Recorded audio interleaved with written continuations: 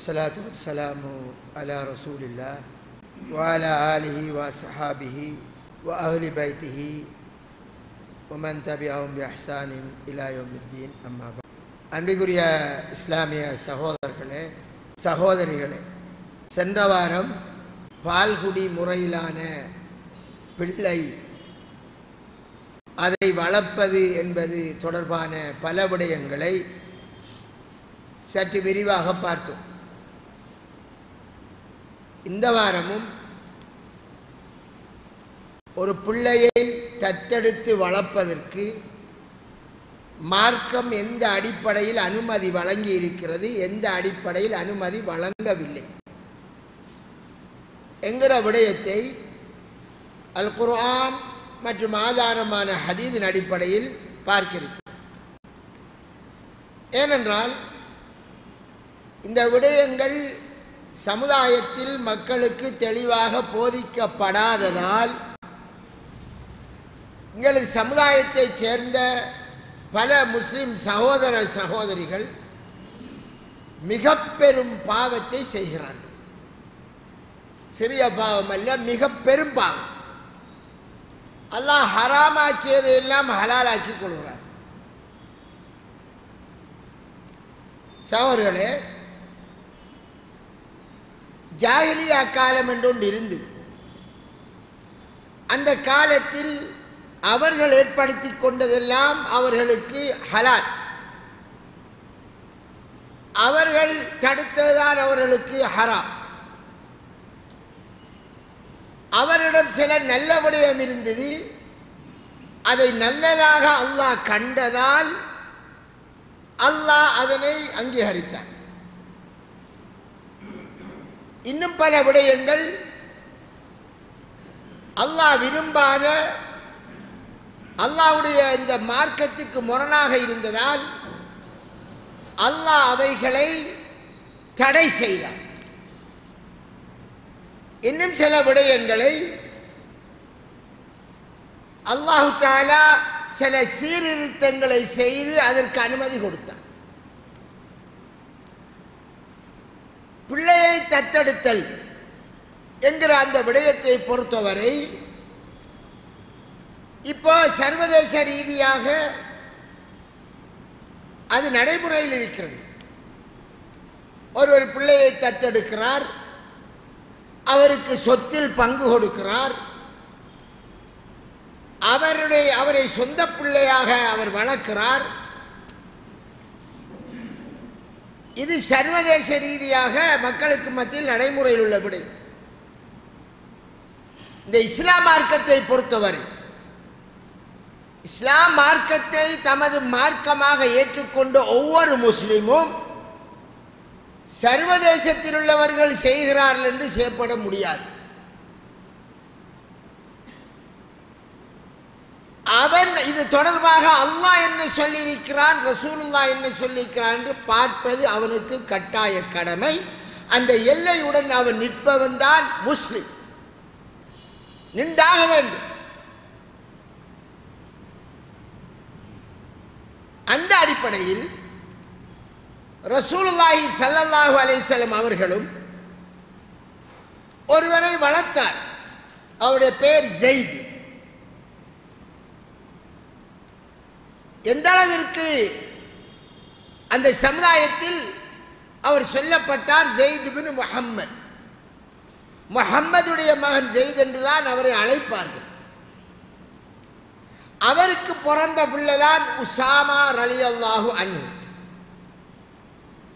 இந்த உசாமா ரலியல்லாஹு அன்ஹுக்கு ஹிப்புர் ரசூல் என்று சொல்வது, நபியலாருக்கு மிகவும் விருப்பமான நேசத்துக்குரிய பிள்ளை. அவரோட ரொம்ப விருப்பம். எந்த அளவுக்கு விருப்பம் என்றால், பேரப்பிள்ளையே அந்த காலத்து வழக்கின் அடிப்படையில் பேரப்பிள்ளை. மதீனாவிலே ஒரு பெண் களவெடுத்து விட்டார். உயர்குலத்து பெண், மக்சூமியா கிளையைச் சேர்ந்த பெண். ரசூலுல்லாஹி ஸல்லல்லாஹு அலைஹி வஸல்லம் கையை வெட்டுங்கன்னு சொன்னார்கள். அப்ப அந்த மக்சூமியா கிளையைச் சேர்ந்த பெண்ணினுடைய கை வெட்டப்பட்டால் அவள் நாளைக்கு பாதையில் போகிற போது அந்த கோத்திரத்துக்கே பெரிய இழுக்காக போய்த்து. அதனால் இது தொடர்பாக ரசூலுல்லாவிடம் போய் யார் சிபாரிசு செய்கிறது என்கிற போது என்ன சொன்னார்கள் என்றால், உசாமா ரலியல்லாஹு அன்ஹு பெரிய வயசுக்காரர் இல்லை, சின்ன வயசுக்காரர். உசாமாவை பேச செல்லுவோம். ஏனென்றால் ரசூலுல்லாஹி ஸல்லல்லாஹு அலைஹி வஸல்லம் அவர்களுக்கு மிக விருப்பமானவர் என்று உசாமா ரலியல்லாஹு அன்ஹு அவருடைய வளர்ப்பு மகனின் மகன் அவரைத்தான் பேச அனுமதினார். அவர் போய் பேசினோன்னா ரசூலுல்லாஹி ஸல்லல்லாஹு அலைஹி வஸல்லம், உங்களுக்கு தெரியும் அல்லாஹ்வுடைய சட்டங்களில் கை வைத்தால் அதற்கு ரசூலுல்லாஹ் அங்கே உறவு முறை குடும்பம் நேசம் ஒன்றும் பார்க்க மாட்டார்கள். நபியர் ஸல்லல்லாஹு அலைஹி வஸல்லம் அவர்களுக்கு ரொம்ப ஆத்திரம் வந்தது. கேட்டார்கள், அத்தஷ்மஉ பி ஹத்தி மின் ஹுதூதில்லாஹ், அல்லாஹ்வுடைய சட்டத்திலேயா நீ சிபாரிசு செய்ய வாராய்? என் மகள் பாத்திமா களவெடுத்தாலும் கையை வெட்டுவன் என்றார். இங்க ஒரு பிள்ளையை வளர்த்தால் அந்த பிள்ளை ஒரு ரொம்ப பெரிய ஒரு இடத்தை பிடிக்குது. அப்படித்தான் அந்த ஜாகிலியத்தில் அவர்கள் வைத்திருந்தார்கள். அப்ப அந்த பழக்கத்தில் ரசூலுல்லாவும் செய்து வந்தார்கள், பிள்ளையை வளர்த்த. ஆனால் இது அல்லாஹ்வுடைய பார்வையில் பிழை. இதில் சில அனுமதியும் இருக்கிறது, சில விடயம் தவிந்து கொள்ள வேண்டியது. அதை அல்லாஹ் ஒழுங்குபடுத்துகிறார். அதை நபிகளாருடைய வரலாற்றை வைத்து ஒழுங்குபடுத்துகிறார், வாழ்க்கையோடு சம்பந்தப்படுத்தி. ஏனென்றால் அந்த சமுதாயத்தில் வேரூண்டி இருக்கக்கூடிய ஒரு கலாச்சாரம் வேரூண்டி இருக்கிறது. அதை வெறும் வார்த்தையால் சொல்லுகிற போது மாற்றுவது கஷ்டமாக இருக்கு. அதையே அந்த சமுதாயத்திற்கு ஒளியாக விளக்கமாக வந்த ரசூலுல்லாஹ் அவருடைய சொந்த லைஃபிலேயே அப்படி ஒன்றை செய்து காட்டினால் அந்த சமுதாயத்தில் அதன் அடிப்படையில் அவர்கள் ஏற்படுத்தி கொண்ட பிழையான தத்துவங்கள் எல்லாம் அப்படியே தவிடுபொடியாகும். முஹம்மது நபி ஸல்லல்லாஹு அலைஹி வஸல்லம் அவர்களை செய்து விட்டார்கள். அதனால் இனி அது மொத்தமாக வேரோடு கலட்டப்பட்டு விடும் என்பதால் அல்லாஹு தஆலாவுடைய திட்டம் நபிர வாழ்க்கையிலிருந்து தொடங்கணும் என்ற அடிப்படையில் நபிர வாழ்க்கையிலே வைத்தே பல சட்டங்களை உருவாக்குகிறார். சூரத்துல் அஹ்ஸாப் அதிலே 4வது 5வது வசனம், இந்த 2 வசனங்கள் மிக பெரும் சட்டங்களை வகுத்து சொல்கிறது. இது அல் குர்ஆனில் தெளிவாக வந்த விடயம். எந்த அல் குர்ஆனில் பண்டி இறைச்சி ஹராம் என்று தெளிவாக வந்ததோ, சாராயம் ஹராம் என்று தெளிவாக வந்ததோ, அதே அல் குர்ஆனில் ஒரு பிள்ளையை தத்தெடுத்து வளர்ப்பது அதனுடைய சட்டம் அது ரொம்ப பிரைட்டாக தெளிவாக வந்துள்ளது. வளர்க்கலாம், இன்ன கண்டிஷனில் தான் வளர்க்கலாம். அல்லாஹ் அனுமதிக்கிறான், கண்டிஷன் போடுகிறான். அந்த கண்டிஷன் இல்லை என்றால் அனுமதி மறுக்கப்பட்டு அது என்னென்று பார்த்து நமது சமுதாயத்தில் எப்படி பிள்ளை வளர்க்கிறார்கள்? ஒரு சாரார் பிள்ளை இல்லை என்றால் எங்கேயோ ஒரு பிள்ளை எடுப்பார்கள். பிள்ளை கஷ்டத்தில் ஒருத்திக்கு வருஷா வருஷம் பிள்ளை பிறக்குது என்றால் அப்படியான சிலர் பிள்ளைகளை யாராவது வளர்த்தால் கொடுக்க நினைப்பார்கள். பிள்ளை பிறந்ததுமே அந்த பிள்ளையை அவள் ஒரு ஒப்படைக்க பிள்ளை தேவைப்பட்டவர்கள் பிள்ளையை வாங்கி வருகிறார்கள். அவளுக்கு ஒரு பெரிய காசை கொடுக்கிறார்கள். அந்த பிள்ளைக்கு பெயர் வைக்கிறார்கள். பேரிலே பிள்ளையின் தகப்பன் யாராக வரப்போகிறார்? எவர் பிள்ளையை வளர்க்கப் போகிறாரோ அவர் தகப்பன் பெயர் வைத்து அந்த பிள்ளை அழைக்கப்பட போகிறது. பிள்ளைக்கு பெயர் பாத்திமா என்றால் வாப்பாவுக்கு பெயர் முஹம்மத் என்றால், இல்லாட்டி ஜெயித் என்றால், இல்லாட்டி அப்துல் ரஹ்மான் என்றால் அங்க பதிவில் வெறும் அப்துல் ரஹ்மான் பாத்திமா என்று வந்து இந்த நிகழ்வு அங்கிருந்தே இஸ்லாம் தடுத்த ஒரு விடயம் அரங்கேறுகிறது. மிக தெளிவாக தடுத்த விடயம். எந்த அளவுக்கு தெளிவானது? சூரியனை நீங்கள் பார்க்கிறீர்கள் அல்லவா? மேகம் இல்லாத நாளையில் அது மாதிரி தெளிவானது.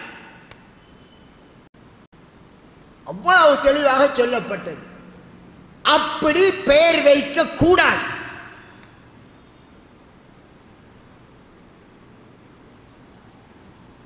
சகோதரன், அவைகளை இப்ப நாம விரிவாக பார்க்க வேண்டும். இதில் அல்லாஹு தஆலா இந்த சட்டங்களை விளங்கப்படுத்துறதுக்கு முந்தி ஒருவர் ஒரு பிள்ளை எடுத்து வளர்ப்பதால் அந்த பிள்ளை இவருக்கு மகனாகிவிட முடியாது. தனது சொந்த பிள்ளை, தான் பெற்ற தன் முதுகன் தண்டிலிருந்து வந்த தனது சொந்த பிள்ளை அந்த பிள்ளையாக மாதிரி இவருக்கு அது மகனாக முடியாது என்பதை அறுதியாக, உறுதியாக, தீர்க்கமாக, யாராலும் மாற்றப்பட முடியாத சட்டமாக அல்லாஹ் சூரத்துல் அஹ்ஸாபில் 4ஆம் வசனத்தில் சொல்லுகிறான். அதை சொல்வதற்கு முந்தி ஒரு விடயத்தை சொல்லுகிறான். அதென்ன விடயம்?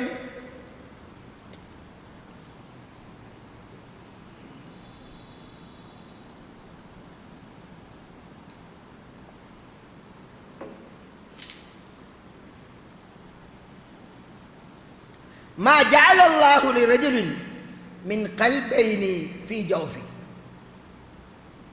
அல்லாஹ் எந்த ஒரு மனிதனுக்கும்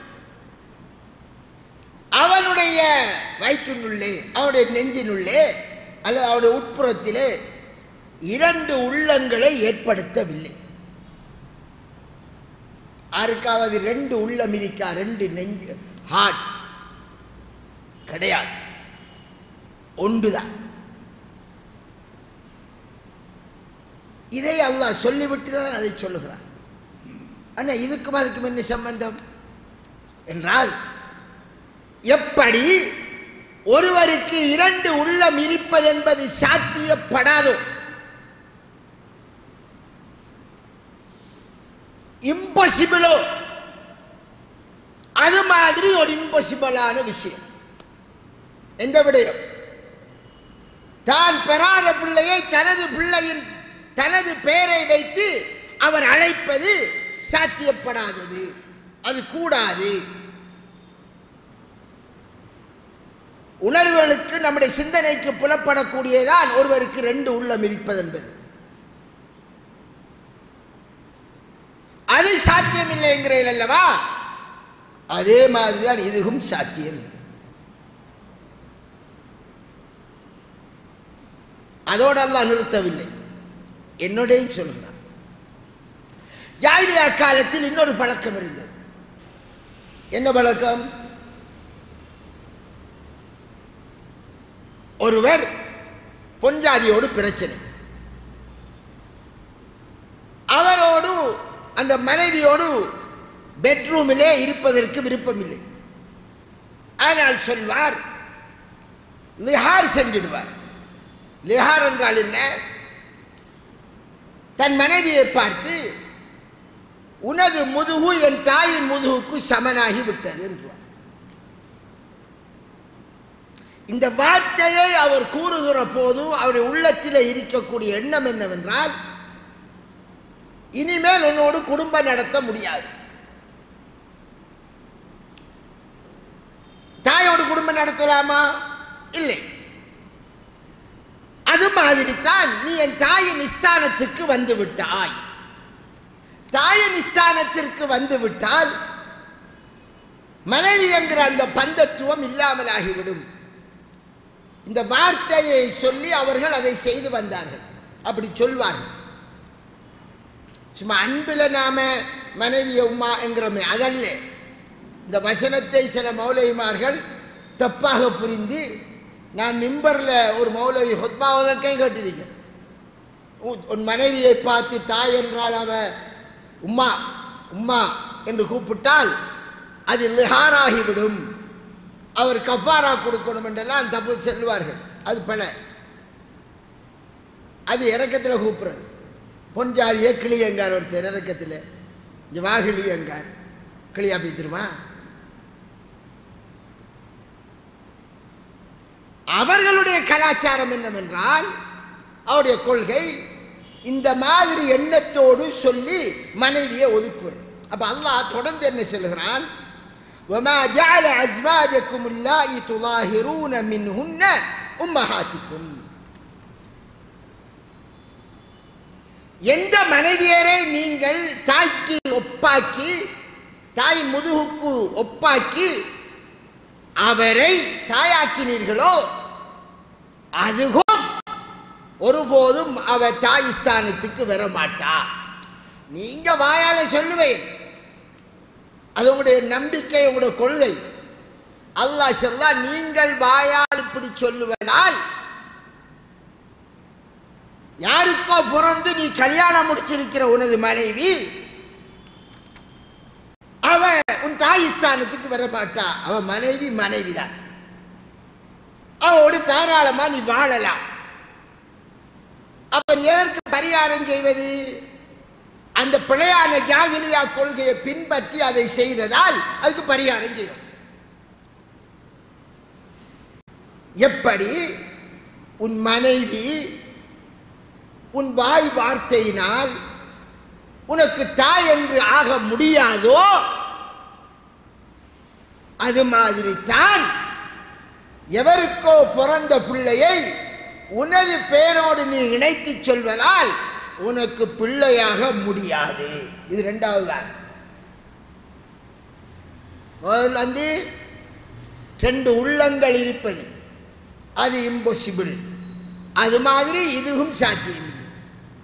இரண்டாவது, நாம் வாயினால் போடுகின்ற சட்டங்கள் உள்ளத்தில் ஒன்றை நினைத்து யதார்த்தத்தை மாற்றுவதற்காக வாயினால் சொல்கிறோம் என்றால் அதை அல்லாஹ் என்ன சொல்கிறான் என்றால், எவ்வளவு அழகாக சொல்கிறான், ذَلِكُمْ قَوْلُكُمْ بِأَفْوَاهِكُمْ. இவ்வாறு நீங்கள் கூறுவதற்கிறல்லவா, அது உங்களின் வெறும் வாய் வார்த்தையே. வாயால் ஒரு தவறு ஒரு வார்த்தை வருதா இல்லையா, வந்துட்டா அப்படி மாறிடும். அந்த வார்த்தைக்கு எந்த பெருமதியும் கிடையாது. நீங்கள் வாயினால் சொல்வதால் யதார்த்தம் மாறாது, மனைவி தாயாக மாட்டாள். அது மாதிரி நீ எடுத்து வளர்த்த பிள்ளை உனக்கு மகனாக மாட்டாது. அதை சேர்த்துத்தான் சொல்றார், وَمَا جَعَلَ أَدْعِيَاءَكُمْ أَبْنَاءَكُمْ. நீங்கள் எடுத்து வளர்த்து மகன் என்று கூப்பிடுகிறீர்களே, அந்த பிள்ளை உங்களுக்கு ஒரு நாளும் பிள்ளையாக மாறாது, உங்களுடைய இபின் மகனாக மாறாது. அல்லாஹ் அப்படி ஆக்கவில்லை.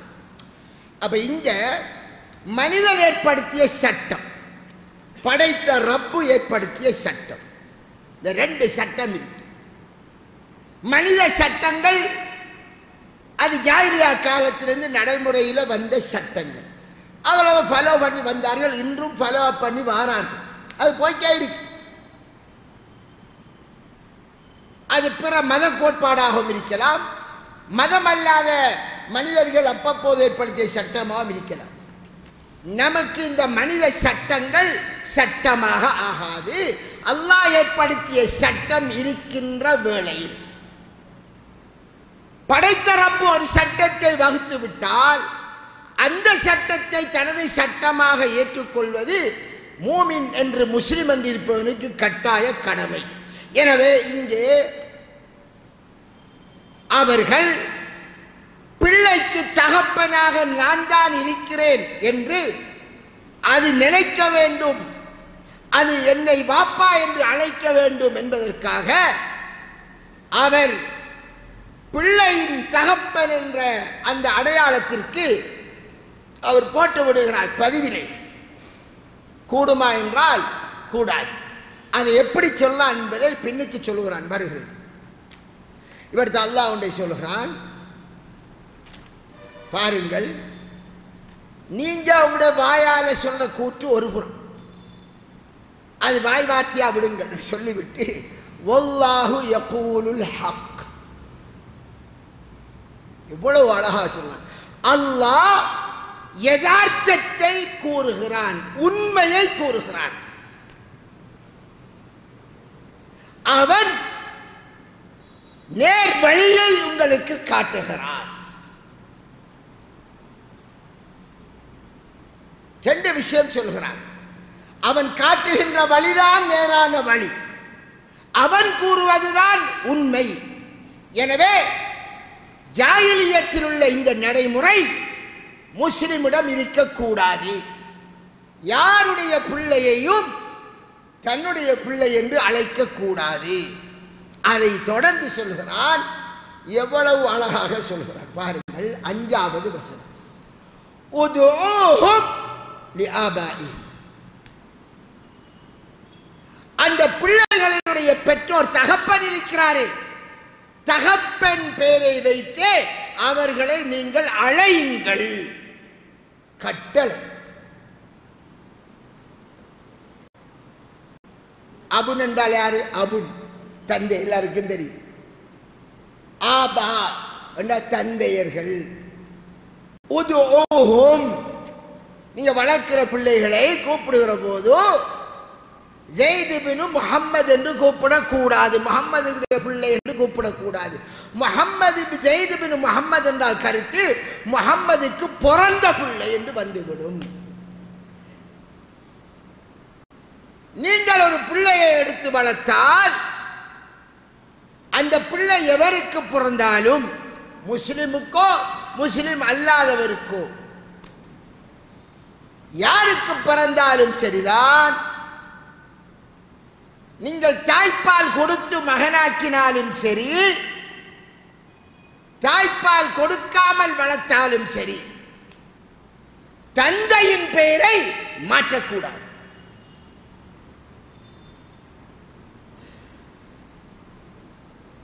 எவ்வளவு தெளிவாக அல்லாஹ் சொல்லிவிட்டான். அல் குர்ஆனில் உள்ள விடை. படைத்த ரப்பு தொழுவதற்கும் நோன்பு பிடிப்பதற்கும் மட்டும் இந்த குர்ஆன் இறக்கவில்லை. இந்த குர்ஆன் ஒரு முஸ்லிமுடைய இல்லை, மனித சமுதாயத்திற்கு, ஒட்டுமொத்த மனித சமுதாயத்திற்கும் வழிகாட்டியாக வந்தது. வமா அர்ஸல்னாக இல்லா காஃபத்தன் லில் ஆலமீன், ஒட்டுமொத்த மனித சமூகத்திற்கும் தூதராக, நன்மாராயணம் சொல்பவராக, அச்சமூட்டி எச்சரிக்கை செய்வராகத்தான் நாம் உம்மை அனுப்பினோம். எல்லாரும் எல்லோரும் அதை எடுத்து நடக்க வேண்டும். இப்ப அடுத்த சமுதாயம் குர்ஆனை தெரியாது, முஸ்லிமுக்கே தெரியாது. முஸ்லிம்களே இந்த விடயத்தை அறியாமல் இருக்கிறார். ரப்பு தபாரக வ தஆலா தெளிவாக சொல்கிறான், நீங்கள் அந்த பிள்ளைகளை அவர்களுக்குரிய உண்மையான தந்தையை பெயரை சொல்லி அழையுங்கள். ஹுவ அக்ஸது இன்தல்லாஹ், அதுதான் அல்லாஹ்விடத்தில் மிகவும் நீதியானது, நீதமானது. அல்லாஹ்வுடைய தராசில் அதுதான் நீதமானது. மனிதனை படைத்தவன் பெற்ற தகப்பன் ஒருவர் இருக்க இன்னொருவரின் பெயர் வைத்து அழைக்க இயலாது. அழைப்பது மிகப்பெரிய பாவம். குர்ஆனுக்கு மாற்றமான சட்டம்.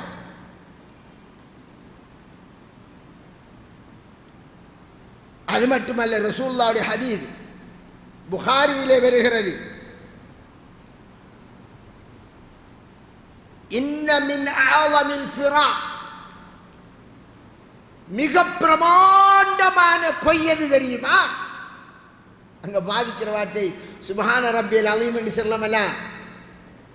அலீம் என்றால் பிரமாண்டமானதுக்கு சொல்லுது. அஅலம் என்றால் மிக பிரமாண்டம். பொய்களிலே மிக பிரமாண்டமான பொய் என்ன தெரியுமா? தன்னுடைய தகப்பன் அல்லாத இன்னொருவரின் பெயர் வைத்து அவன் அழைக்கப்படுவது.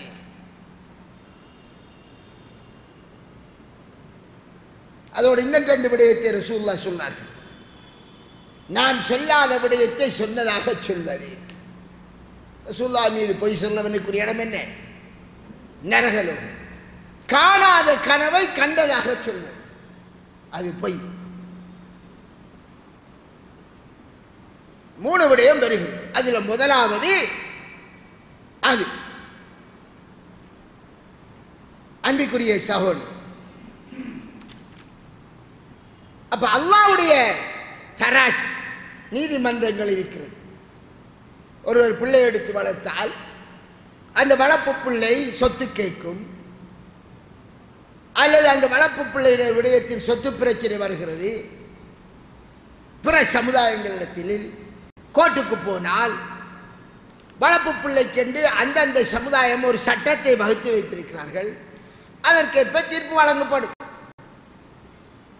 அது அந்த சமுதாயத்துக்குரிய தீர்ப்பு. ஒரு முஸ்லிம் அவன் எப்படித்தான் பிள்ளையை வளர்த்தாலும் சொத்தில் அவருக்கு உரிமை கிடையாது. சொந்த பிள்ளைக்குத்தான் சொத்துரிமை. விரும்பினால் தர்மம் செய்யலாம். அது தர்மம் என்கிறது 3 சரி. தொடர்ந்து அல்லாஹ் என்ன கூறுகிறான் பார்ப்போம். இப்ப பிள்ளை வளர்க்க சோட்டேன். ஏற்கனவே நான் போன இதில் சொல்லிட்டேன், ஒரு குழந்தைய நமது பிள்ளையாக வளர்ப்பதென்றால் தாய்ப்பால் கொடுக்கணும் என்கிற விடயங்கள், எப்ப தாய்ப்பால் கொடுக்காமல் வளர்க்கலாம் என்கிற விடயங்கள் பேசப்பட்டாச்சு. இது என்னதான் தாய்ப்பால் கொடுத்தாலும் கொடுக்காட்டியும் அந்த பிள்ளைக்கு பெயர் சூட்டுவதிலிருந்து அந்த பிள்ளையை அழைப்பது எங்களோடு சம்பந்தப்பட்ட விடயம். ஆக முக்கியமான நிபந்தனை.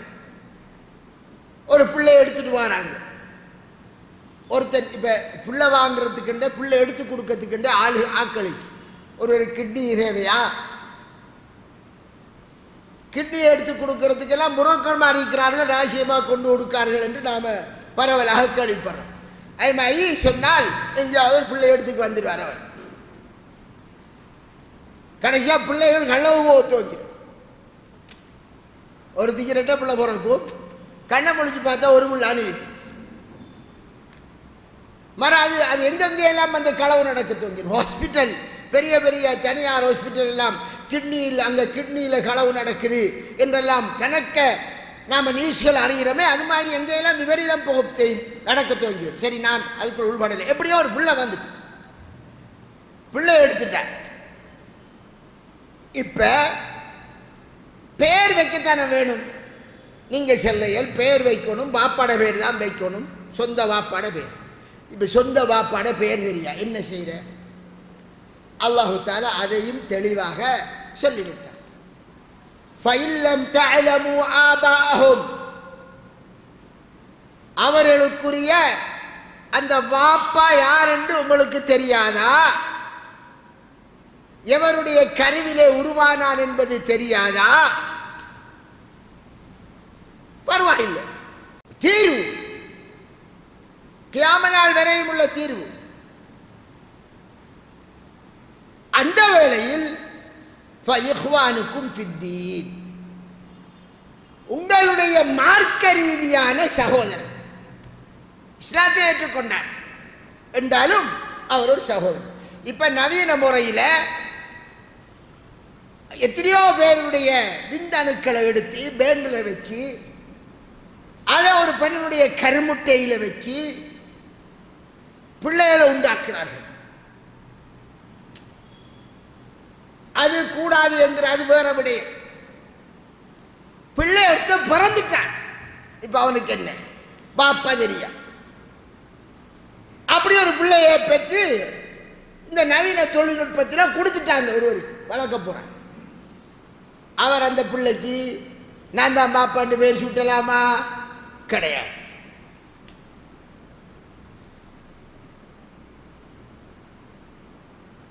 ஒரு புருஷன் பஞ்சாதி பிள்ளை இல்லை 20 வருஷமா. மனைவியினுடைய இனப்பெருக்க தொகுதி கிளியரா இருக்கு. ஆண் தான் மலடாக இருக்க. இப்ப என்ன செய்யறாங்க? ஒருவருடைய விந்தணுவை பேங்கில் இருந்து எடுத்து கருமுட்டை மனைவியினுடைய அந்த முட்டையோடு சேர்த்து பிள்ளையை உண்டாக்கி விடுகிறார்கள். தாய் தெரியுது யாரு, வாப்பா யாரு? இவர் வாப்பாவா? கிடையாது. இப்படி உண்டாக்கி விட்டால் கூடாது, மார்க்கப்படியாது, கூடாது. தன்னுடைய கணவனுடைய விந்தணுவை தவிர வேறொருவருடைய கரு அந்த விந்தணு அந்த பெண்ணினுடைய கற்பத்தில் சேரக்கூடாது.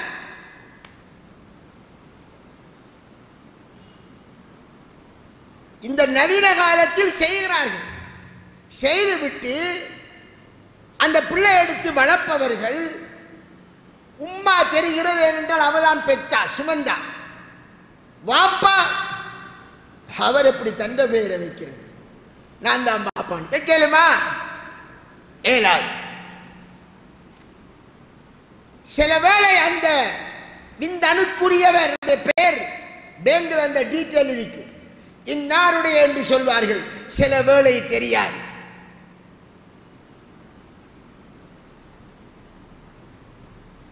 ஒரு பிள்ளை விபச்சாரத்தில் பிறந்தால் அந்த பிள்ளை விபச்சாரத்தில் பிறந்த பிள்ளையை விபச்சாரம் செய்தவன் எக்ஸ் என்ற நபராக இருந்தால் அந்த எக்ஸ் என்ற நபருடைய பிள்ளை என்று அழைக்கக்கூடாது.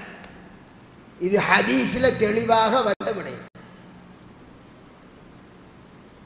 விபச்சாரத்தில் பிறந்த பிள்ளை அந்த பிள்ளையை விபச்சாரம் செய்தவனின் பெயர் கொண்டு அழைக்கக்கூடாது. அது புறவட்டி பார்ப்பாங்க. அப்படியெல்லாம் தெளிவாக வந்திருக்க அல்லாஹு தஆலா ஒரு வசனத்தின் மூலம் தெளிவாக சொல்லிவிட்டார். அல்லாஹ்வுடைய நீதிமன்றம் என்ன சொல்கிறது தெரியுமா? குர்ஆன் தெளிவாக சொல்கிறது, ஹுவ அக்ஸது இன்தல்லாஹ், இதுதான் அல்லாஹ்விடத்தில் மிக நீதமான. உங்களுக்கு அவர் யார் என்று யாருடைய பிள்ளை என்று தெரியாதா? மார்க்க ரீதியாக உங்களோடு சேர்ந்த சகோதரர், அவ்வளவுதான். நமது முஸ்லிம் சகோதரர். அவர் குற்றவாளி அல்ல. யாரோ 2 முட்டையை சினை முட்டையையும் ஆணுடைய கருவையும் சேர்த்து பிள்ளை ஒன்றை உருவாக்கினால் அந்த பிள்ளை வளர்ந்து பட்டு விட்டது, தாயும் இல்லை தகப்பனும் இல்லை, அவன் இஸ்லாத்தை ஏற்றி வந்து விட்டான். அல்ல ஒரு முஸ்லிமாக்கள் அப்படி செய்து விட்டாலும் மனிதனாக வாழ்கிற போது அவர் இஸ்லாமியராக அவர் இருக்கிற போது உங்களின் சகோதரன், அவரை நாங்கள் ஏளனமாக கலைக்க கூடாது. ஏனென்றால் அவர் செய்த குற்றம் அல்ல, செய்தவர்கள் வழக்க எடுத்தவர்கள் செய்த குற்றம், அது அவர்களை சாரும். இதை அல்லாஹ் சொல்லிவிட்டு அந்த காலத்தில் இந்த நடைமுறை சாதாரணமாக இருந்ததால் இப்ப வந்து கேட்பார்கள். இப்பயுமா அதான் கேட்க போறாங்க, ஹஸ்ரத் நாங்க தெரியாம பிள்ளை எடுத்து வளர்த்துட்டோம், எங்கட பதிவெல்லாம் வச்சிருக்கோம், அவருக்கு இன்று வரை தெரியாது,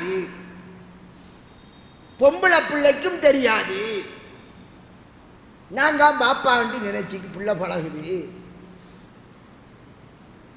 அதை போற முறை சொல்லிட்டேன் மஹரம் அஜ்னபியோட விஷயம். அது ஆம்பளை பிள்ளையும் இந்த மாதிரி தான் இருக்கான். இப்ப சென்ன அவன் வீட்டை விட்டு போயிடுவான். என்ன செய்யற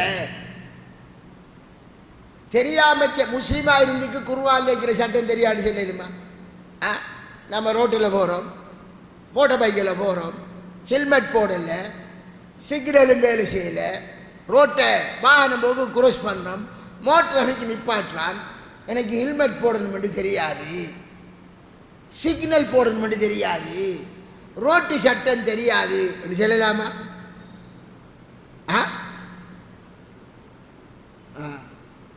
சிக்னலுக்கு ஒரு ஃபைன், ஹெல்மெட் போடாததுக்கு அடுத்த ஃபைன், வாகனம் போக்க குரோஸ் பண்ணதுக்கு அதுக்கு வரைய ஃபைன், எல்லாத்தையும் காசை கட்டு. குற்றம் குற்றமே. இது மனிதன் ஏற்படுத்திய சட்டத்துக்கே இவ்வளவு என்றால் இந்த அண்டாசாரத்தை படைத்து ஆளுகின்ற வல்ல ரஹ்மான் முதலாவது மனிதனை படைத்து அதிலிருந்து மனித வாழ்க்கை இப்படித்தான் இருக்க வேண்டும் என்று நபிமார்களை அனுப்பி அனுப்பி அனுப்பி வழிகாட்டி விட்டு கடைசியாக அருமை முஹம்மது ஸல்லல்லாஹு அலைஹி வஸல்லம் மூலமாக இனி நபியே வரமாட்டார், இவர்தான் லாஸ்ட், இதோ உங்களுக்கான இறுதி வேதம் கியாமா நாள் வரை சூரூதப்படும் வரை இதுதான் வழிகாட்டி என்று சொல்லியிருக்க, நாங்கள் எல்லா படிப்பையும் 3 வயசுலேருந்து படிக்க துவங்கி முழுதும் படித்தோம், உருவா மட்டும் படிக்கல என்றால் சரி வருமா? சரி வர எல்லாம் தெரியும், அனைத்தும் தெரியும். அல்லாஹ் சொல்லான், அல்லாஹ் இரக்கமான இல்லையா? ஜாஹிலியா காலத்தில் சட்டம் இறங்குவதற்கு முந்தி அந்த சமுதாயம் ஒரு நடைமுறையில் இருந்தார்கள். இப்பதான் அல்லாஹ் அந்த சட்டத்தை இறக்கினான். இறக்கிவிட்டு சொன்னான், வலைஸ அலைக்கும் ஜுனாஹுன் ஃபீமா அக்தஅதும் பிஹி, நீங்கள் தவறிழைத்து விட்டேலே அதில் தவறாக நடந்துட்டு என்று வச்சுக்கோ. ஒரு விடயம் தெரியாமல் தவறாக நடந்து விட்டது, அதில் உங்கள் மீது குற்றமில்லை. அல்லாஹ் இரக்கமானவர். வேணுமென்று கொலை செய்யறது இருக்கி தெரிஞ்சுக்கி இன்னொரு தவறா நடக்கிறது. நம்மளுக்கு அல்லாஹ் குர்ஆன்ல ஒரு துஆவை கற்றுத்தாரான், ரப்பனா லா துஆஹிதுனா இன் நஸீனா அவ் ஓதுங்க அக்தனா, எங்களுடைய ரப்பே நாங்கள் மறதியாக செய்துவிட்டால், மறந்து விட்டால், அல்லது நாங்கள் தவறாக நடந்து விட்டது வேணுமென்றில்லை, அந்த விடயத்தில் எங்களை குற்றம் பிடிக்காதே என்று அல்லாஹ் கேட்க சொல்றான். இந்த குர்ஆனுக்கு விளக்கமாக வர ஹதீஸிலே முஸ்லிம் கிரந்தத்தில் வருது நினைக்கிறேன். இப்படி அடியான் கேட்கிற போது அல்லாஹ் சொல்றான், கது ஃபால்ட், ஆம் இவன் கேட்ட அடிப்படையில் நான் செய்து விட்டேன், அதாவது மன்னித்து விட்டேன். அதனால பை மிஸ்டேக்கா ஒன்றை செஞ்சுட்டேன் அறியாமையிலே, அது மறந்து போய் நடந்துட்டுது, இப்ப எனக்கு நினைப்பு வந்தது, என்ன செய்யணும்? செஞ்சுட்டு ரஹ்மானே மன்னித்து விட்டால் அந்த ரஹ்மான் மன்னிப்பான்.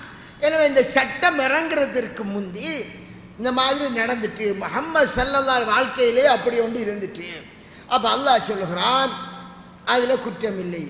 வலாக்கின் மா தஅம்மதத் குலூபுக்கும், குற்றமெல்லாம் உங்களுடைய உள்ளங்கள் வேணுமென்று எதை செய்ததோ அதிலேதான்.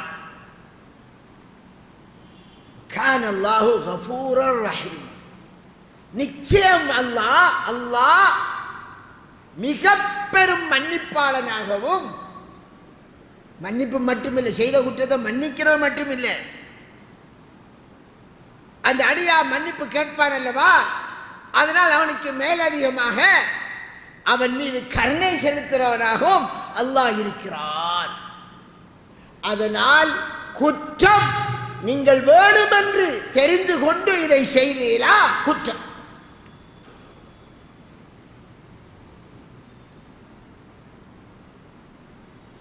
உங்களுக்கு செய்யறது கஷ்டமா இருக்கு, உங்களுக்கு மட்டுமில்லை, முஹம்மது நபிய காலத்தில் வேறு உண்டு இருந்தது, ரொம்ப சாதாரணமாக இருந்தது. ஜெயித் பின் முஹம்மது என்று தானே அழைத்து வந்தார்கள். அப்ப அந்த ஜெயிதை முஹம்மது என்கிற பெயரிலிருந்து பிரிக்கணும். பிரித்தால் மகன் இல்லை என்ற அந்த உறவு ஏற்படும், உறவு பிரியும். அப்ப வெறும் ஜெயிதாக அவர் இருப்பார். ஒன்று. அதற்கப்பால் மகன் என்று வளர்த்ததால், மகன் என்றால் மகனுடைய மனைவி யாரு? மருமகள் அல்லவா? மருமகளை கல்யாணம் முடிக்கலாமா? மகன் என்று அவரை ஆளாக்கியதால் அங்கே அஜ்னபியானவர் மகரமாக வாய்ப்பிருக்கல்லவா? இவ்வளவு காலம் சிறுபிராயத்திலே வளர்த்து வளர்த்து வளர்த்து பிள்ளை பாசத்தை ஏற்படுத்தி ஏற்படுத்தி நான் அஜ்னபியை மகரம் என்று ஆக்கிவிட்டேன். அது ரொம்ப சங்கடம் இருக்கும் அல்லவா? இருக்கென்று நீங்கள் சொல்றீங்களா? உங்களின் தலைவர் முஹம்மது ஸல்லல்லாஹு அலைஹி வஸல்லம் அவர்கள் அல்லாஹ்வுடைய சட்டத்தை நடைமுறைப்படுத்தி மிக பெரும் புரட்சியையே செய்து காட்டினார்கள். உங்களை போன்று இதை செய்தவர்கள் தௌபா செய்வதற்காக. நீங்கள் எவருடைய விருப்பத்தையும் வெறுப்பையும் பார்க்கக்கூடாது, உன் ரப்புக்கு அடிபணிவதை மட்டுமே நோக்கமாக கொள்ள வேண்டும் என்பதற்காக வேணுமென்று செய்து விட்டீர்கள். இப்போ உங்களுக்கு தெரிய வந்துட்டது. இந்த மூமெண்ட் தெரிந்தால் அந்த பிள்ளைக்கு சொல்ல வேண்டும், மகனே என்று நான் இவ்வளவு காலம் சொந்த பிள்ளையாக அழைத்து வந்து விட்டேன். நீ எனக்கு பிறந்த பிள்ளை அல்ல, உன் தகப்பன் இன்னார்தான், அல்லது தகப்பன் எங்களுக்கு தெரியும்.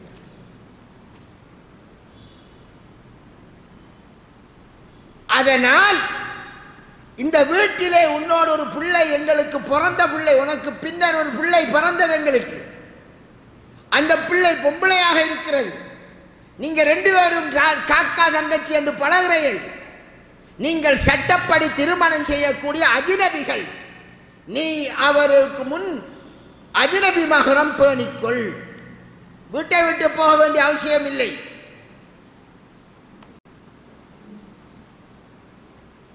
வளர்த்த தாய், தாய்க்கு தாயா? அல்லாஹ்வுடைய இந்த சட்டப்படி அந்த தாய்க்கு முன்னர் மகன் மாதிரி அவர் இதற்கு முன்பு நடந்த அனைத்தும் தவறாக நடந்து விட்டது, ரஹ்மானே என்னை மன்னித்து விடு என்று அந்த தாய் தந்தையரும் தௌபா செய்ய வேண்டும். பிள்ளை அல்லாஹ்வை பயந்தவனாக வளர்ந்தால் அவன் அல்லாஹ்வுக்கு கட்டுப்படுவான். நடந்து முடிஞ்சு, வேற என்ன செய்யலாம்? செய்யறதுக்கு உங்களுக்கு ரொம்ப கஷ்டமா இருக்கலாம் நினைச்சு பார்த்தா. அதனால்தான் அல்லாஹு தஆலா இப்படியான நிகழ்வுகள் நடந்தால் அந்த நிலையில் பல குடும்பங்கள் இஸ்லாத்துக்கு வந்து விட்டது. இஸ்லாத்துக்கு முந்தி சிலர் அப்படி செய்து விட்டால் என்று வச்சுக்கொள்வோம். செய்ததன் பின் அவர்கள் பலத்த பிள்ளையை மகன் என்று வந்து இஸ்லாத்துக்கும் வந்து விட்டால் என்று வச்சுக்கொள்வோம். நாங்கள் அறியாமல் வளர்த்து வந்த அந்த பிள்ளை அதை அல்லாஹ்வுடைய சட்டத்தை சொல்லி அல்லாஹ்வுடைய சட்ட வரம்புக்குள் குடும்பத்தினுடைய தொடர்பாடல் மகனபி அஜ்னபியை சட்டங்களை பேணி நடப்பதற்கு நமக்கு கஷ்டம் என்பதால் தான் மனது உடுவதில்லை, ரொம்ப சங்கடமா இருக்கு என்று சொல்லுவோம் அல்லவா? ரசூலுல்லாஹ்வுடைய லைஃப்லே அப்படி ஏற்படுத்தி காட்டினார். அதான் அதனுடைய அர்த்தம். ரசூலுல்லாஹ் வளர்த்த பிள்ளை ஜெயித். ஜெயிது கல்யாணம் முடிச்சது யாரு? ஜெய்னப். அப்ப முஹம்மதுடைய மகன் ஜெயித் என்று சொல்லப்பட்டவர் இப்ப ஜெய்னபுக்கும் ஜெயிதுக்கும் இடையில ஒத்துப்போகல. ஜெயிது அவரை தலாக் சொல்லி விட்டார். மகன் என்று அழைக்கப்பட்டவரின் மனைவி. அந்த காலம் மகன் என்றால் மகன் என்றுதான் வைத்திருந்தாலும் மகனுக்குரிய சட்டத்தை கொடுத்தார்கள் என்று இருந்த அந்த காலம். அல்லாஹ் இந்த வசனத்தை இறக்குவதன் மூலம் அவ்வாறு நாம் வாயினால் மகன் என்று யதார்த்தத்தை மாற்றி அமைச்ச சட்டங்கள் செல்லுபடி ஆகாது. அல்லாஹ்விடம் அது சட்டமாக ஆகாது. எனவே அந்த பெண் மருமகள் என்று நாம் சொல்கிற அந்த சொந்த மகனுடைய மகள் வஹலாயிலு அப்னாயிக்குமுல் லதீன மின் அஸ்லாபிக்கும் சூரத்துல் நிசாவில் சொன்னார். உங்களுடைய முதுகன் தண்டின் மூலமாக பிறந்த பிள்ளை, ஆம்பள பிள்ளை, அந்த பிள்ளையின் மனைவியர்கள் உங்களுக்கு திருமணம் செய்வதற்கு ஹராம். உங்களின் முதுகன் தண்டில் இருந்து வந்த பிள்ளைகள் இருக்கிறதே, அந்த பிள்ளைகள், ஆம்பள பிள்ளைகள், அவர்களுடைய மனைவியர்கள் உங்களுக்கு ஹராம். அதனை நாங்கள் மருமகள் என்று கூப்பிடுகிறோம். நாம் அந்த பிள்ளைக்கு வாப்பா மாதிரி ஆகிடுவோம். வாப்பா அல்ல, ஒரு வாப்பா மாதிரி. ஆனால் நீ வளர்த்தது மகனாக்கி கொண்டாய். அந்த பிள்ளை, அந்த மகன் ஒருவரை திருமணம் செய்தால் அது உனக்கு மகனும் அல்ல, அந்த பிள்ளை மருமகளும் இல்லை. அந்த பிள்ளை உனக்கு அஜினபி. ஒரு கஷ்டமா இருக்கா? அதனால் தான் அல்லாஹ் தஆலா அல் குர்ஆனிலே இதை தெளிவாக சொல்கிறார். என்ன செய்தான்? சூரத்துல் அஹ்ஸாபிலே அல்லாஹ் தஆலா 37ஆம் வசனம், ஸைத் அவருடைய அந்த வாழ்க்கையை முடித்துக் கொண்ட போது அல்லாஹ்வாக நபிக்கு வஹி இறக்கி நபி ஸல்லல்லாஹு அலைஹி வஸல்லம் ஜெய்னபை திருமணம் செய்தார். மகனின் மனைவி என்று சொல்வார்கள், அது எடுபடாது, அது உங்களுடைய வாய் வார்த்தை, யதார்த்தம் மாறாது என்று நபிர லைஃபிலே இந்த வாழ்க்கையை ஏற்படுத்தினார், ஒரு சீர்திருத்தத்தை ஏற்படுத்தினார். ரசூலுல்லாஹி ஸல்லல்லாஹு அலைஹி வஸல்லம் அவர்கள் ஜெய்னபிடம் இந்த குர்ஆன் வசனத்தை வந்து ஓதினார்கள். அல்லாஹ் எனக்கு திருமணம் செய்து தந்து விட்டான், உன்னை ஸவ்வஜ்னாகஹா, உமக்கு நாம் அவளை திருமணம் செய்வித்து விட்டோம். வலிகாரனாரு அல்லாஹ்.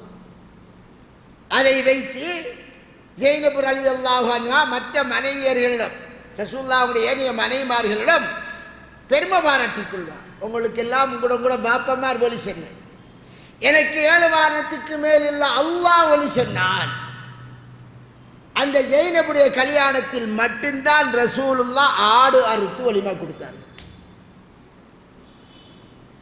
அப்ப அது எவ்வளவு பெரிய கிடுகிடுப்பா இருந்திருக்கு. அந்த சமுதாயத்தில் அது எவ்வளவு பெரிய ஒரு ஒரு ஒரு மாற்றத்தை ஏற்படுத்தியிருக்கு. அவ்வளவு காலம் நடைமுறையில் இருந்த அந்த பிழையான கலாச்சாரம், ஜாஹிலியா கலாச்சாரம் அனைத்தையும் அது தவிடுபடியாக்கி கியாம நாள் வரையும் அப்படி இருக்கக்கூடாது என்பதற்காக குர்ஆன் வசனமே இருக்கிறது. எவ்வளவு பிரைட்டான விடயம். அதுதான் நான் ஆரம்பத்தில் சொன்னேன். எந்த ஒரு மேகம் இல்லாத நாளையிலே வானத்திலே பகலிலே சூரியன் எவ்வளவு தெளிவாக தெரியும்.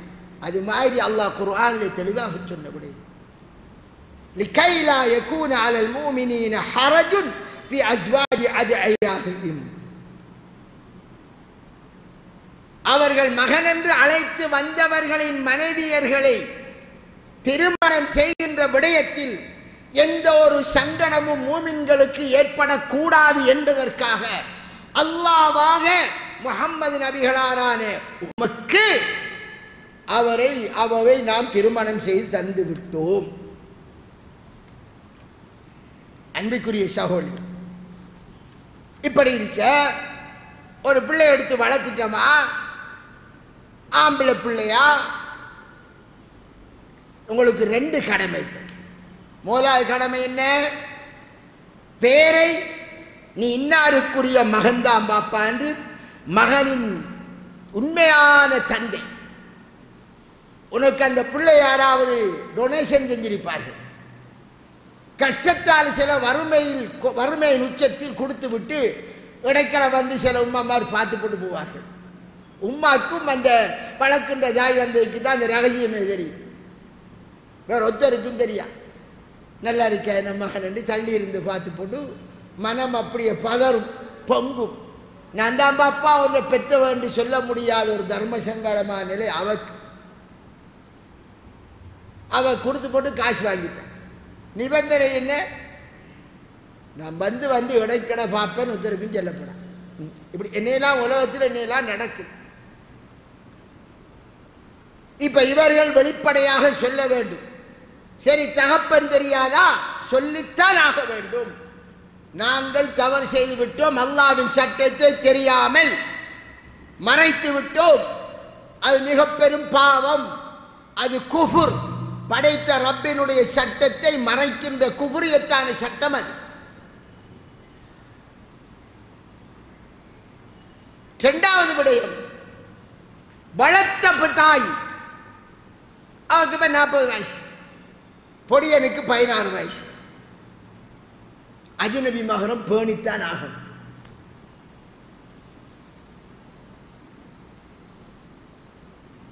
அவன் அஜ்னபி அஜ்னபி முன்னால் நிற்கின்றான். ஒரு தாயை ஒரு பிள்ளை இறக்கத்தில் கொஞ்சுவான், மடியில படுத்துட்டு சொல்வான், எனக்கு பெண் பார்த்து விடும்பான். அவன் 16 வயசு இருப்பான், 20 வயசு இருப்பான். சிலர் தன் தாயை கையிலே தூக்கி குழந்தை பிள்ளையை தூக்கி ஹஜ்ஜி செய்கிறார்கள். குழந்தைய தூக்குறா போல தூக்கி. தாய் மகன் உறவு என்பது அந்த நேசம், அந்த பாசம் வீட்டுக்கு வீடு வித்தியாசமா இருக்கு. அதெல்லாம் இங்கே செல்லுபடியாகுது. நீங்க எப்படித்தான் வளர்த்திருந்தாலும், என்ன சொத்து கொடுத்தாலும், எவ்வளவு அன்பை கொட்டினாலும் அஜ்னபி என்று சொல்லித்தான் ஆக வேண்டும். அதுக்குத்தான் அல்லாஹு தஆலா மகனின் மனைவியை முஹம்மது நபிகளாருக்கு முடித்து கல்யாணம் செய்து குடும்ப வாழ்க்கை நடத்திய அல்லாஹ் காட்டிவிட்டார். நபிகளார் லைஃபை முன்மாதிரியாக்கினார். கியாம நாள் வரையும் யாரும் அதை பிழையாக கருதக்கூடாது. நபிகளார் ஸல்லல்லாஹு அலைஹி வஸல்லம் செய்ததை பிழை என்று ஒரு முஸ்லிம் சொல்வானா? யாரும் சொல்ல மாட்டார். நீங்கள் அந்த நபியை ஏற்றுக்கொண்டால், அந்த நபிகளாருக்கு இறக்கப்பட்ட இந்த குர்ஆனை ஏற்றுக்கொண்டால், அவர் கொண்டு வந்த மார்க்கம்தான் நேரானது என்று ஏற்றுக்கொண்டால், நீங்கள் அதை செய்துதான் ஆக வேண்டும். வீட்டில் உள்ள சகோதரி, அவனுக்கு 4 வயசு மூப்பாரிப்பான், 2 வயசு மூப்பாரிப்பான், பிறகுதான் உங்களுக்கு ஒரு பிள்ளை, பொம்பளை பிள்ளை உங்களுக்கு என்று கிடைச்சது என்றால் அவன் அவளை திருமணம் செய்யலாம். கட்டாயம் அவர்கள் செப்பரேட் ஆகணும். அஜ்னபி மஹரம். இந்த நிபந்தனைகளோடு தான் இருக்க முடியும். அன்பிற்குரிய சகோதரர்களே, அல்லாஹு தஆலா குர்ஆனிலே இந்த விடயத்தை தெரிந்து கொண்டு நீங்கள் செய்யாதீர்கள். நீங்கள் செய்தால் மிக பெரும் பாவம். ஏனென்றால், எப்படி உன்னுடைய மனைவியை நீ தாய்க்கொப்பாகி விட்டாய் என்று சொல்வதால், உன் வார்த்தையால் அவ தாயாக மாட்டாவோ, எப்படி ஒருவருக்கு 2 உள்ளம் இருப்பது சாத்தியப்படாதோ, அதே மாதிரி நீ யாருக்கோ பிறந்த பிள்ளையை எடுத்து உனது நீதான் தகப்பன் என்று பெயர் சுட்டியதால் அது உனக்கு பிள்ளையாக மாறாது. இதுதான் யதார்த்தம், அதுதான் அல்லாஹ்வின் சட்டம், அதுதான் நேரான வழி என்று அல்லாஹு தஆலா அல் குர்ஆனிலே மிகவும் தெளிவாக, உறுதியாக, மிக, அதாவது யாரும் கருத்து மாற்றம் கொள்ள முடியாத விதத்தில் சொல்லிவிட்டார். இதில் ஷாஃபி மذஹபில் போனாலும் அதான் சட்டம், ஹனஃபி மذஹபில் போனாலும் அதான் சட்டம், ஹம்பலி மذஹபில் போனாலும் அதான் சட்டம். இப்போ ஹஜ்ஜிக்கு போகிறார்கள், இப்போ ஹஜ்ஜிக்கு போகிறாங்க, என்ன செய்ய போகிறாங்க? பொம்பளையை தொட்டால் ஒதுமுறையும் ஷாஃபி மذஹபில். நம்மளோட ஊரில் இருந்து போகிறாக்கள், இலங்கையில் போகிறாக்கள் எல்லாரும் மாறி ஷாஃபி என்று தான் போகிறாங்க. மௌலையை சொல்லி கொடுப்பேன். நடைமுறையில் இருக்கிறது சரியால்ல, அவி என்ன காட்டுற கூத்து சரியால்ல. மௌலை என்ன சொல்லி கொடுப்பார்? நீங்கள் இப்போ ஹஜ்ஜிக்கு போகிறீர்கள், ஷாஃபி மذஹப் படி பொம்பளை தொட்டால் ஒது முறிஞ்சிடும், நீங்கள் தவாப் செய்யும்போது அந்நிய பொம்பளையில் கைப்படலாம், அதனால் நீங்கள் ஹனஃபி மذஹபுக்கு மாறுங்கள் ஹஜ்ஜில் மட்டும் என்று சொல்லி கொடுக்குற மாதிரி இதில் எல்லாம் பெல்டி அடிக்க இயலாது. ஏனென்றால் குர்ஆனில் அல்லாஹு தஆலா தெளிவாக சொல்லிவிட்டான், பிறருக்கு பிறந்த பிள்ளையின் பிள்ளைக்கு உங்களுடைய பெயரை சூட்டி மகன் என்று அழைக்கக்கூடாது என்கிற விடயம். மாறாக உரிய தகப்பனின் பெயரை சொல்லித்தான் நீங்கள் அழையுங்கள் என்றதை மிக வெளிச்சமாக அல்லாஹ் சொன்னதால் எந்த மதுஹப் ஷாஃபி, ஹனபி, ஹம்பலி, மாலிகி, ஷியா, ஜெய்தி, லாஹிரி, சௌரி, பாலி, உங்களுக்கு தெரியாத மதுஹப்லையும் சேர்த்து சொல்லு விளைத்தானே, எங்கேயும் கருத்து வேறுபாடு இல்லை. காரணம் என்ன? குர்ஆனில் வந்த நேரடி வசனம். ஆனால் அன்பிற்குரிய சகோதர சகோதரிகளே, நடந்து முடிந்து விட்டது. நாங்கள் என்றோ ஒரு நாள் மரணிக்கப் போகிறோம். உறவெல்லாம் துண்டாகிவிடும். அல்லாஹ்விடத்தில் எங்களுக்கு கேள்வி கணக்கு கபரில் இருந்து தொடங்குகிறது. அல்லாஹ்விடம் பதில் சொல்ல வேண்டும். மறுமையை நம்பியவர்களுக்கு மட்டும்தான் அல்லாஹ்வுடைய சட்டங்கள் அது வேலை செய்யும். ஆனால் நாங்கள் அல்லாஹ்வை பயந்து, மறுமையை பயந்து, மறுமையில் விமோசனம் பெற வேண்டும் என்ற நோக்கத்தில் இந்த படைத்த ரப்பின் சட்டத்தை நாங்கள் நடைமுறைப்படுத்துவோம். வாஹிரு தாவானா அல்ஹம்துலில்லாஹி ரப்பில் ஆலமீன்.